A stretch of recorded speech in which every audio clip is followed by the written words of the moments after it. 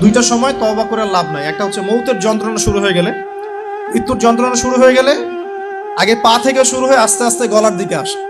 হাদিসে যেমনটা এসেছে, সূরা ওয়াকিয়ার মধ্যেও আছে যে পায়ের দিক থেকে যন্ত্রণা শুরু হয়ে আস্তে আস্তে আস্তে আস্তে এই গলার দিকে আসে, এবং আত্মাটা গলার এখানে যখন চলে আসে, এখান থেকে মালাকুল মউত আত্মাটাকে নিয়ে চলে যায়।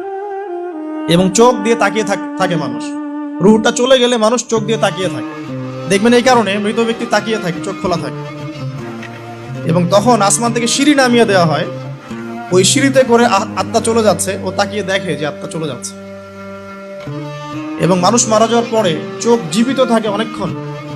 মেডিকেল সায়েন্স যারা পড়েছে তাদেরকে জিজ্ঞাসা করবে, মানুষ ডেড হয়ে গেলেও চোখ দেখবেন আরো কয়েক ঘন্টা, আরো নির্দিষ্ট একটা সময় পর্যন্ত চোখটা কিন্তু জীবিত থাকে। এই জন্যে চোখ বন্ধ করে দিতে হয়। যাই হোক, যেটা বলছিলাম যে মৌতের যন্ত্রণা শুরু হয়ে গেলে তওবা করে লাভ নাই, তওবার দরজা বন্ধ। আর পশ্চিম দিক থেকে সূর্য উঠে গেলে তওবা করে লাভ নাই, তওবার দরজা বন্ধ।